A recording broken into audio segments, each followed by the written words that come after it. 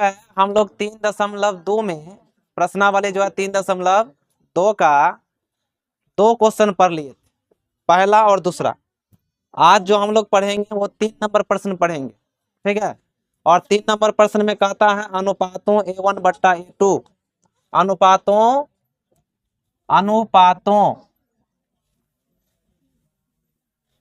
A1/A2, B1/B2, C1/C2 की तुलना कर C2 की C1/C2 की तुलना कर ज्ञात कीजिए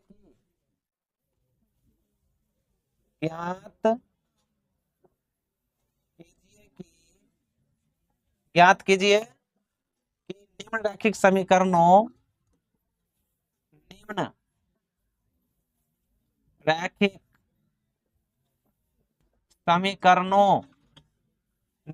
समीकरणों के युग्म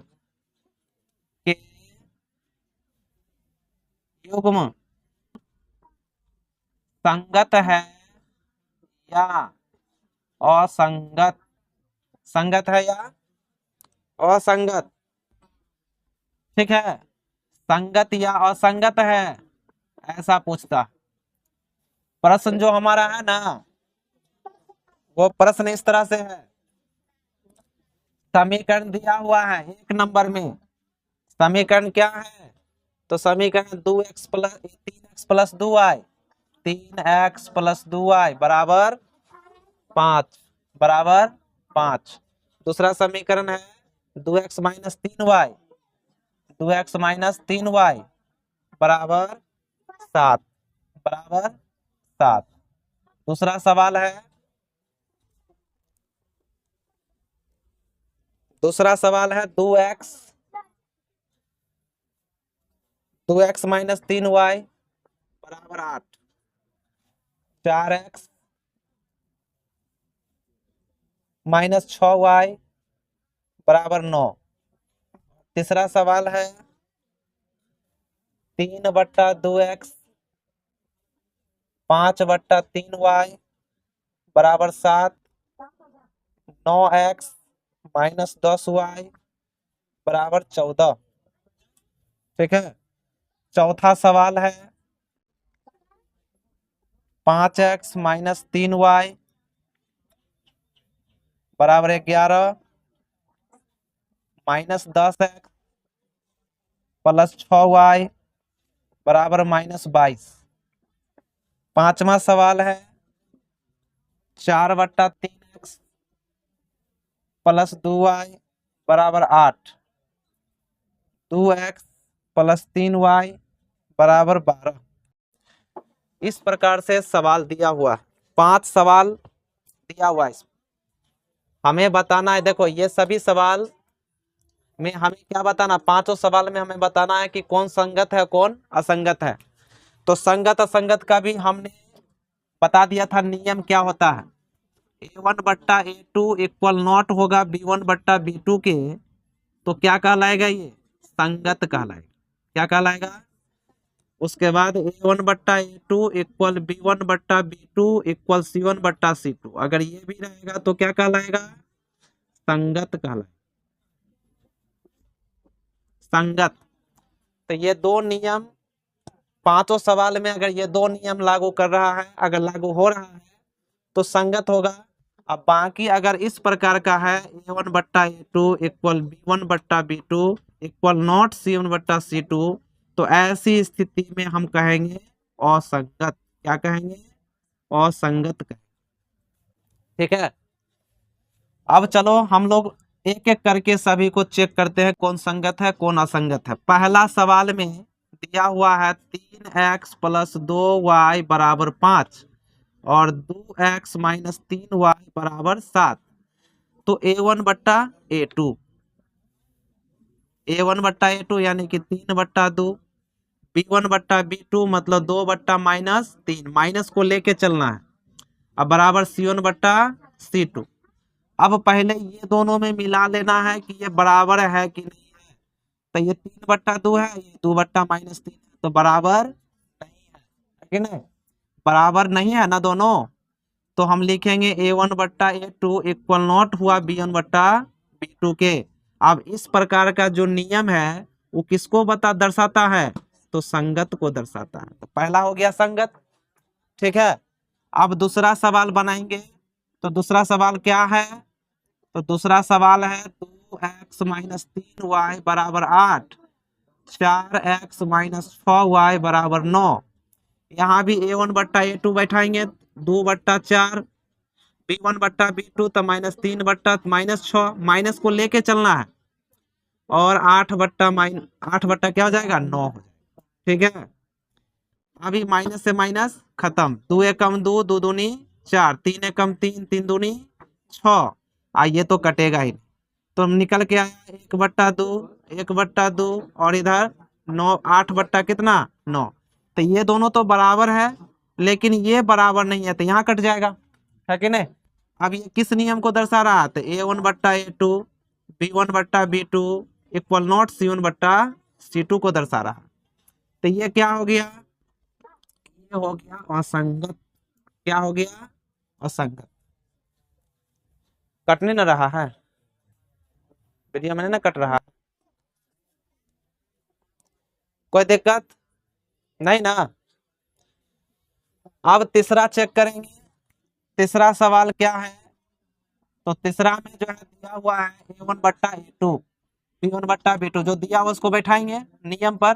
A1 बट्टा A2 इक्वल B1 बट्टा B2 इक्वल C1 बट्टा C2। तो A1 के जगह पर क्या है? 3 बट्टा 2, A2 के जगह पर क्या है? 9, B1 के जगह पर क्या है? 5 बट्टा 3, B2 के जगह पर क्या है? माइनस 10।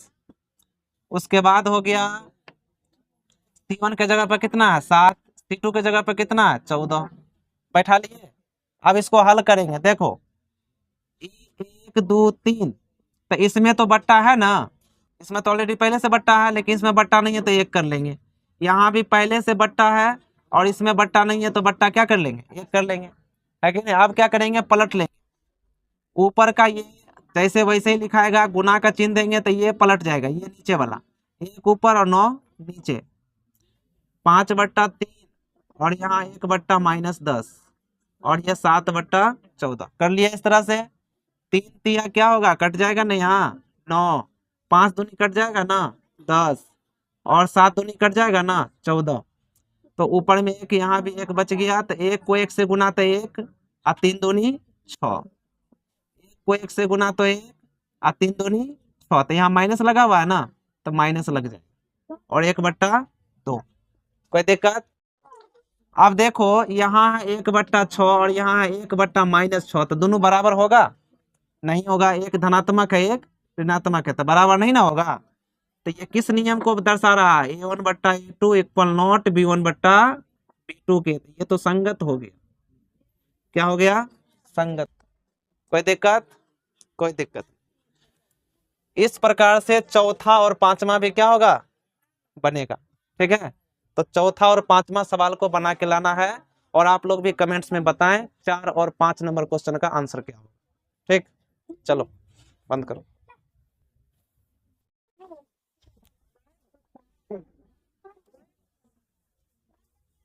चालू करो। देखो क्वेश्चन नंबर 4, निम्न रैखिक समीकरणों के युग्म में से कौन से युग्म संगत या असंगत है? इसमें भी संगत असंगत बताना है। जो रैखिक समीकरण का युग्म दिया हुआ है ना, युग्म का मतलब हो गया, देखो ये एक युग्म हो गया ये, तो इसमें से कहा कौन संगत या असंगत है। यदि संगत है मतलब जो संगत होगा ना, तो उसको ग्राफीय विधि से हल करना, ठीक है। तो पहले तो चेक करना होगा कि कौन संगत है कौन असंगत है। तो तुलना करना होगा A1 बट्टा A2 B1 बट्टा B2 का। तो यहाँ पे संख्या नहीं है तो एक एक कर लेते हैं, लगा लेते हैं। A1 बट्टा A2 B1 बट्टा B2 C1 बट्टा C2 C1 बट्टा C2 बैठा लिए। अब देखो 5 दूनी 5 एकम 5, 5 दूनी 10 कट गया, तो सब आगे 1 बट्टा 2 1 बट्टा 2 1 बट्टा 2 इस रूप का आया। A1 बट्टा A2 B1 बट्टा B2 और C1 बट्टा C2 आया ना इस तरह से। तो ये संगत है। क्या है ये? अब संगत है तो इसका क्या करना है? ग्राफ बनाना है। इसका क्या करना है, ग्राफ बनाना है। तो समीकरण 1 और समीकरण 2 लिखेंगे। समीकरण 1 से x प्लस वाई बराबर 5, तो एक बॉक्स बना लेंगे इसका x और y के लिए, और मान डालेंगे। अगर x में 0 ले लिए तो y का मान कितना आ जाएगा, 5। अगर हम x में 2 ले लिए, एक भी ले सकते हैं, तो x प्लस वाई बराबर 5 है ना, तो x के ऊपर 2 ले लिए तो 2 प्लस वाई बराबर 5, तो y बराबर 5 में से 2 क्या हो जाएगा, प्लस उधर जाके माइनस, तो 3 आ गया। तो पहला समीकरण से मान सारणी बन गया। अब दूसरा समीकरण से लिखेंगे। समीकरण 2 से, समीकरण 2 में है 2x प्लस 2y बराबर 10, है कि नहीं। देखो यहाँ से 2 और 2 कॉमन आ रहा, तो x प्लस वाई बराबर कितना, 10। ये 2 से कट जाएगा ना 10, तो x प्लस वाई बराबर कितना आ गया, 5, तो सेम आ गया। यहाँ भी एक बॉक्स बना लेते हैं मान सारणी एक्स वाई के लिए। अब x में मान लो कि हम 1 लेते हैं, तो 1 प्लस वाई, तो y का वैल्यू कितना आ जाएगा, 1 उधर जाकर घट जाएगा ना, तो 4 आ जाएगा। अगर हम 3 ले लेते हैं x का मान, x प्लस वाई बराबर 5, तो 3 प्लस वाई बराबर 5, तो y बराबर 5 में से 3 क्या हो जाएगा, घट के कितना आ जाएगा, 2 आ जाएगा। तो दोनों मान सारणी बन गया। ठीक है, अब दोनों मान सारणी से क्या करेंगे, ग्राफ बना लेते हैं। ग्राफ खींच लेंगे इस तरह से। ये हो गया मूल बिंदु 0 0, ये x का धनात्मक हो गया, x का ऋणात्मक हो गया, y का धनात्मक हो गया, y का ऋणात्मक हो गया। इधर पॉजिटिव संख्या लेंगे और इधर x का नेगेटिव संख्या लेंगे। इधर y का पॉजिटिव लेंगे,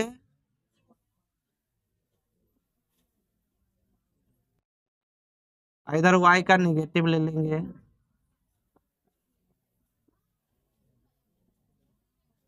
ठीक है, इस तरह से बैठा लिए। अब मान सारणी से वैल्यू को बैठाएंगे यहाँ पर, x का 0 y का 5, x का 0 यहाँ आ गया, x का 0 यहाँ आ गया, और y का 5 प्लस में है ना, प्लस में 5 है तो ऊपर की तरफ इसी के सामने इसी रेखा पे 5 पे जाएगा। x का 2 y का 3 दोनों ही प्लस में है, तो इस बॉक्स में बताए थे कि प्लस वाला इस बॉक्स में कटता है, तो x का 2 y का 3, x का 2 यहाँ प्लस में और y का सीधे सामने जाएंगे 3 पर, है कि नहीं। x का 2 y का 3 है ना सामने सामने, कोई दिक्कत नहीं। अब ये दोनों पॉइंट को क्या करेंगे, काटेंगे। ये दोनों पॉइंट क्या हो गया, कट गया। इसी प्रकार दोनों दूसरा मान सारणी, अब इसका पॉइंट लिख लेते हैं। 0 5 का ये हो गया, ये वाला बिंदु, और ये वाला जो बिंदु है वो 2 और 3 का हो गया, 2 और 3 का। अब दूसरा से लिख ले, दूसरा समीकरण से जो मान सारणी निकाले हैं ना, उससे बैठा x का 1 y का 4, दोनों प्लस में है, तो x का 1 y का 4 यहाँ आ गया। ठीक है, x का 3 y का 2, x का 3 और y का 2, ये आ गया।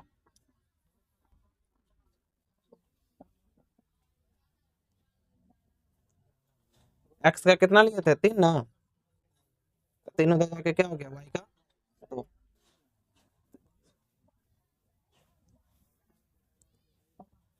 x का 2 y का 3, x का 2 y का 3। यहाँ पे दोनों समीकरण एक जैसा है ना, दोनों समीकरण क्या है, एक ही जैसा ना है। x का 1 y का 4। ग्राफ पे अगर काटोगे ना, ग्राफ पर, ठीक है, ग्राफ पे यहाँ तो थोड़ा सा टेढ़ा हो जाता है इधर उधर, ग्राफ पर जब काटोगे तो एक ही रेखा से गुजरेगा दोनों। क्यों पता है, क्योंकि देखो ये दोनों समीकरण बराबर हो जाता है, बराबर है कि नहीं है। देखो x प्लस वाई बराबर 5, x प्लस वाई बराबर 5। ठीक है, अगर समीकरण बराबर है तो इस पर कितना रेखा खींचाएगा, एक ही रेखा खींचाएगा। ठीक है, कोई भी मान ले लेंगे, एक ही बिंदु पर जाएगा। तो जब ग्राफ पे इसको बनाओगे ना, तो ग्राफ पे तुम्हें यहाँ तो इधर उधर थोड़ा सा हो जा रहा है, और ग्राफ पे बनाओगे तो एक्यूरेट एक ही लाइन पर दोनों जाएगा, चाहे मान कुछ भी डाल लो, लेकिन ग्राफ पर लाइन कितना खिंचाएगा, एक ही लाइन, ठीक है, या बराबर खिंचाएगा, कोई दिक्कत। ग्राफ पर इसको बना लोगे, ग्राफ पर पूरा कंप्लीट कर। तो जो संगत होगा कहने का मतलब पहले चेक कर लेंगे, और जो संगत में निकल जाएगा ना उसको इस प्रकार से क्या करेंगे, ग्राफ बना करके उसको हल कर लेंगे, बाकी 3 सवाल बन जाएगा, ठीक है। 3 सवाल को इसी विधि से बना करके लाना, कोई दिक्कत। चलो बंद कर। देखो क्वेश्चन नंबर 5 जो है, क्वेश्चन नंबर 5 में क्या कहता है, एक आयताकार बाग जिसकी लंबाई जो है ना, देखो लंबाई जो है उस चौड़ाई से कितने मीटर अधिक है रे, 4 मीटर अधिक है, मतलब चौड़ा जितने होगा ना उससे 4 मीटर ज्यादा होगा कौन, लंबा। यहाँ क्या कहा, लंबाई चौड़ाई से, लंबाई जो है वो चौड़ाई से कितने मीटर अधिक है, 4 मीटर। इसका मतलब चौड़ाई जितना होगा ना उसमें, उससे यानी कि चौड़ाई से जो लंबाई है वो कितना मीटर ज्यादा है, 4 मीटर। इसका अर्ध परिमाप दिया हुआ कितना, 36 मीटर। तो बाग की बीमा क्या होगा, बीमा मतलब भुजा, ठीक है।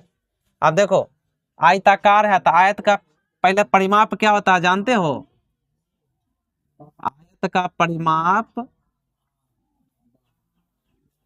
2 इंटू एल प्लस क्या होता है, बी होता है। आयत का परिमाप क्या होता है, 2 इंटू लंबाई प्लस चौड़ाई। तो अर्ध कहा है, तो इसमें अगर अर्ध परिमाप पूछेगा, अर्ध, इसमें क्या पूछा, अर्ध परिमाप ना, तो अर्ध का मतलब जानते हो क्या होता है, अर्ध का अर्थ क्या होता है, आधा। अर्ध का मतलब परिमाप जते है ना उसमें कितना से भाग लगा देना, 2 से भाग लगा, ठीक है। सुनो, तो पहले यहाँ पे मानना पड़ेगा ना रे, हल करने के लिए क्या मानना पड़ेगा, हल करने के लिए देखो यहाँ पर चौड़ाई जितने होगा उससे ना 4 अधिक है लंबाई, तो पहले तो चौड़ाई मानना होगा। माना कि चौड़ाई, माना कि चौड़ाई कितने, x मीटर, तो लंबाई कितने, जितने चौड़ाई है उसमें कितना ज्यादा, 4 ज्यादा है कि नहीं, तब ना लंबाई होगा। चौड़ाई जितने निकलेगा उसमें 4 जोड़ेंगे तब ना लंबाई के बराबर होगा, 4 अधिक है। अब लंबाई चौड़ाई पता चलिए गया, तो यह देखो अर्ध परिमाप, यहाँ सूत्र लिखे है ना, यहीं पे बैठा दो। अर्ध परिमाप कितने दिया हुआ है, 36, तो अर्ध परिमाप के जगह पर कितना बैठाएंगे, 36। 2 से 2 देखो यहाँ पर पहले बैठा लो, लंबाई कितने है, x प्लस 4, चौड़ाई कितने हैं, देखो L for length, L for क्या हो जाएगा, लेंथ, और B फॉर क्या हो जाएगा, ब्रेथ। लेंथ मतलब लंबाई, और ब्रेथ का मतलब हो गया चौड़ाई, ठीक है। शॉर्टकट में लिखा था L प्लस B, ठीक है। पट्टा में कितना लगाएंगे, 2, 2 से 2 क्या हो जाएगा, खत्म।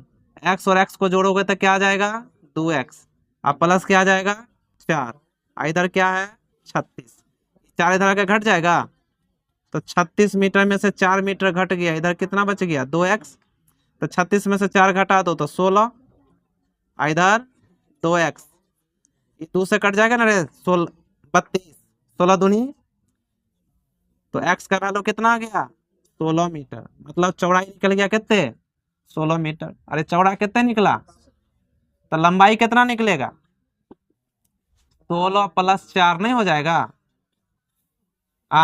तो 16 4 कितने, 20 मीटर। तो बीमा पूछ रहा था, तो बीमा में क्या कहोगे, L हो गया 20 मीटर, अब B हो गया 16 मीटर। B मतलब चौड़ाई, L मतलब लंबाई, यही वो हुआ फाइनल आंसर। कोई दिक्कत, चलो नोट कर ला।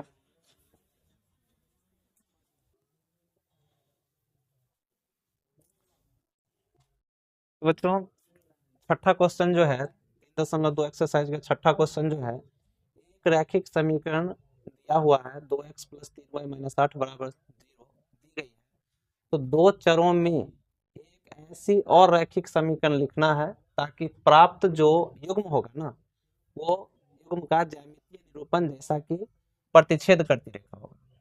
तो यहाँ पर एक समीकरण जो एक रैखिक समीकरण वो दे रखा है, और एक और रैखिक समीकरण अपना मन से लेना है ताकि हमारा जो युग्म होगा किस प्रकार का होगा, जो भी रैखिक समीकरण हम लिखेंगे तो किस टाइप का होना चाहिए, पहला में वो समीकरण जो है प्रतिच्छेद करती रेखाएं होना चाहिए, ठीक है।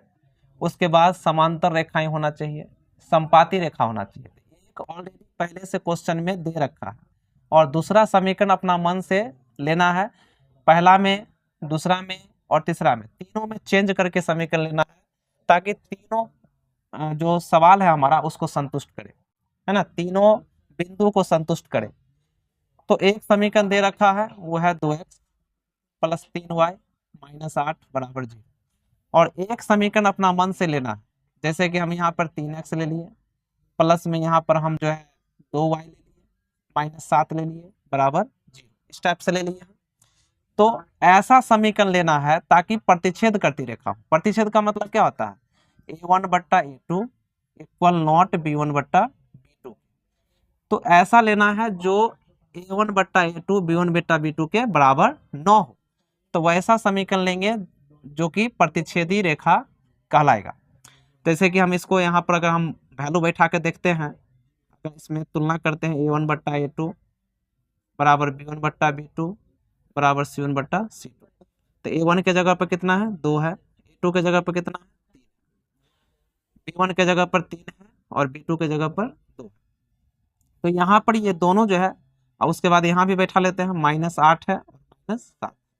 तो पहले ये दोनों में देखते हैं कि ये इक्वल है कि नहीं, तो देखते हैं कि यहाँ 2/3 है और यहाँ 3/2 है, जो कि ये दोनों बराबर नहीं है।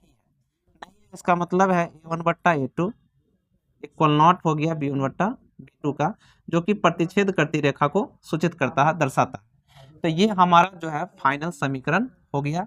मतलब इसमें पूछा कि दो चरों में से एक ऐसी रैखिक समीकरण लिखें, तो समीकरण हमें लिखना है ताकि हमें किसको संतुष्ट करता दिखे, प्रतिच्छेद करती रेखा को। तो ये हमारा क्या हो जाएगा, आंसर हो जाएगा, ठीक है। उसके बाद दूसरा के लिए संतुष्ट, तो फिर से ये समीकरण दिया हुआ है, ठीक है, समीकरण 2x प्लस 3y माइनस 8 बराबर 0। एक और समीकरण लेना है ताकि ये दूसरा समांतर रेखा को संतुष्ट करे। तो समांतर रेखा का कैसा होता है सूत्र, a1 बट्टा a2 बराबर b1 बट्टा b2 बराबर नहीं होना चाहिए c1 बट्टा c2 के। तो इस रूप मतलब दो भाग मिल जाए और तीसरा भाग न मिले, इस प्रकार से लेना है। जैसे कि हम यहाँ पे समीकरण जो लेंगे वो 4x लेंगे, 6y लेंगे, और यहाँ पर क्या लेते हैं, कुछ भी रख देते हैं, क्योंकि हमें तीसरा को बराबर नहीं करना है। जब बैठाते हैं इसको, जब तुलना करते हैं सूत्र पर बैठा करके, b1 बट्टा b2 बराबर c1 बट्टा c2, a1 बट्टा a2 यानी कि 2/4, b1 बट्टा b2 यानी कि 3/6, और c1 बट्टा c2 यानी कि -8 बट्टा -7। तो यहाँ देखते हैं 2 एकम 2, 2 दूनी 4, 3 एकम 3, 3 दूनी 6, माइनस से माइनस हट गया, 1/2, 1/2 और यहाँ 8/7। तो ये जैसा कि हम यहाँ देख रहे हैं कि ये दोनों बराबर है और ये बराबर नहीं है, जो किस सूत्र को सूचित करता है, a1 बट्टा a2 b1 बट्टा b2 इक्वल नॉट c1 बट्टा c2 की। तो ये समांतर रेखाएं होती है। तो हमें बस ये समीकरण को शो करना है। यहाँ पे हमें समीकरण पूछा जा रहा है, तो समीकरण दूसरा संतुष्ट कर। तीसरा समीकरण जो है संपाती हो, तो संपाती, तो फिर से ये समीकरण नोट कर लेंगे। तीसरा में 2x जो दिया गया है, इस समीकरण को ले लेंगे, और एक और समीकरण अपना मन से लेना है ताकि वो संपाती हो जाए। तो यहाँ पर हम ले लेते हैं फिर से 4x प्लस 4y और -16 बराबर 0। a1 बट्टा a2 इक्वल b1 बट्टा b2 इक्वल c1 बट्टा a1 के जगह पे 2 है, a2 के जगह पे 4 है, b1 के जगह पे 3 है, b2 के जगह पे 6 है, c1 के जगह पे -8, c2 के जगह पर -16। जैसा कि सब कट जाता है, 2 एकम 2, 2 दूनी 4, 3 एकम 3, 3 दूनी 6, 8 एकम 8, 8 दूनी 16। तो ये माइनस से माइनस भी कट गया, 1/2, 1/2, 1/2, सबका सब बराबर हो गया, a1 बट्टा a2 b1 बट्टा b2 c1 बट्टा c2। तो ये संपाती रेखा को दर्शाता है, यानी कि ये हमारा फाइनल समीकरण आंसर हो गया। तो इस प्रकार से हमें संतुष्ट करना था तीनों बिंदु को। तो तीनों बिंदु में क्या करना था, हमें एक ऐसी समीकरण लेना था। तो समीकरण तीनों में, यानी कि पहला में ये हो गया, दूसरा में ये, और तीसरा में ये समीकरण, जो कि अलग अलग बिंदुओं क्या करता है, निरूपित करता है।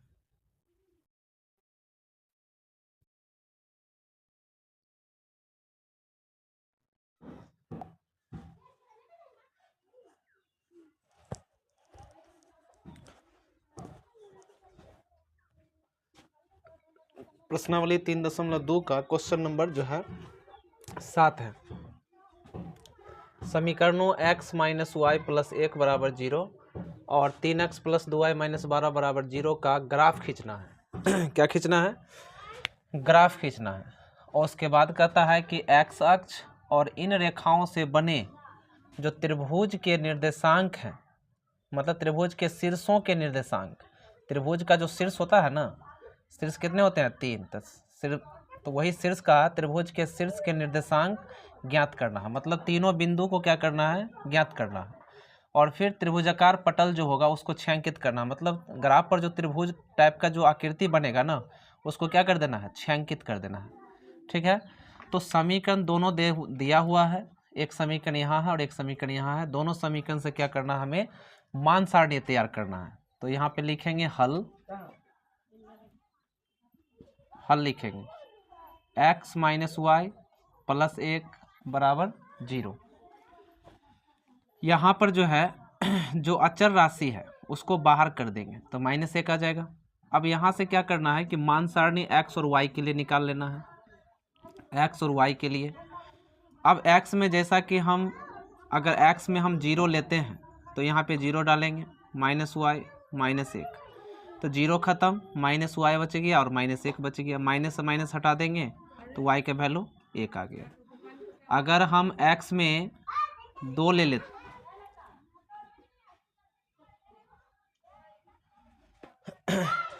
x का मान कितना ले लिए? 2 ले लिए। x पर 2 डालेंगे। अब ये 2 उधर जाएगा तो क्या हो जाएगा? -1, और ये प्लस है उधर जाके क्या हो जाएगा? माइनस हो जाएगा। तो माइनस वाई -1 और -2 कितना हो जाएगा? -3। माइनस से माइनस कैंसिल आउट हो गया, y का वैल्यू कितना आ गया? 3 आ गया। ठीक है। इसी प्रकार से जो है समीकरण 2 से फिर मान निकाल लेना है। समीकरण 2 से, समीकरण 2 क्या है? 3x प्लस 2y माइनस 12 बराबर 0। तो 3x प्लस 2y 12, मतलब अचर राशि को बाहर कर देंगे। अब यहाँ पर फिर मान सारणी बनाएंगे। मान सारणी यहाँ पे एक मान सारणी रख लेते हैं x और y के लिए, और मान सारणी यहाँ पे जो है x का अगर हम 0 ले लेते हैं तो 3 गुने 0 प्लस 2y बराबर 12, तो 0 हो जाएगा ये, 2y बराबर 12। तो 2y बराबर 12, 2 से कट गया 6, तो y का वैल्यू कितना आ गया? 6 आ गया। ठीक है। उसके बाद फिर हम अगर x में हम जो है 4 ले लेते हैं, x में 4 ले लेते हैं तो 3x प्लस 2y बराबर 12, तो 3 गुने 4 प्लस 2y बराबर 12, 4 तिया 12 प्लस 2y बराबर 12। ये 12 उधर जाके माइनस हो जाएगा, तो 12 माइनस 12, तो 2y बराबर कितना? 0 हो जाएगा। 12 में से 12 घटेगा तो y का वैल्यू कितना आ जाएगा? 2 से भाग लगाएंगे 0 में तो 0 ही आएगा, यानी कि y का भी वैल्यू 0 हो गया। अब इससे क्या करेंगे? एक ग्राफ बनाएंगे। तो ग्राफ के लिए y अक्ष ले लेंगे और x अक्ष ले लेंगे। ये ले लिए, ये है y का पॉजिटिव, ये y का निगेटिव, ये x का निगेटिव, x का पॉजिटिव। मूल बिंदु क्या ले लेंगे? 0 0 ले लेंगे। ये पॉजिटिव वैल्यू है x का और ये निगेटिव वैल्यू होगा x का। ये पॉजिटिव हो जाएगा x का, y का, ये y का निगेटिव वैल्यू हो जाएगा। आप लोगों को ग्राफ पर खींचना है, इसको ग्राफ पर दिखाना है। दोनों मान सारणी के वैल्यू को यहाँ पे बैठाएंगे, x का 0 y का 1। तो x का 0 जो है,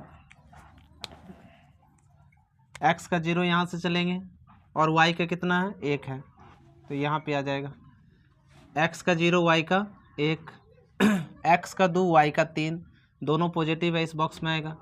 x का हो गया 2, y का हो गया 3, यानी कि इसके सामने आएंगे। ठीक है।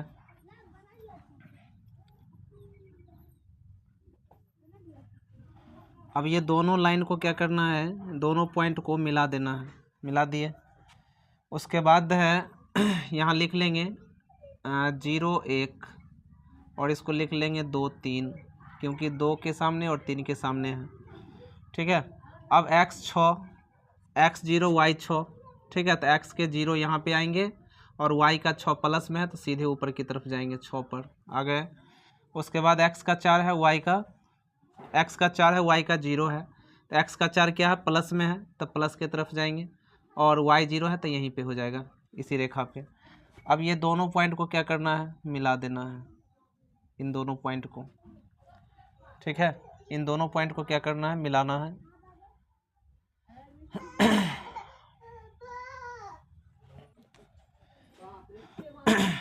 तो ये जो है ग्राफ इस तरह से गुजरता है, यहाँ -1 पर से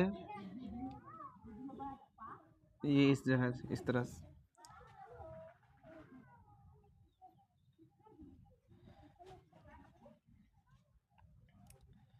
तो त्रिभुजाकार जो पॉइंट होता है वो इस तरह से त्रिभुज का आकार का हो गया, ये बन गया त्रिभुज।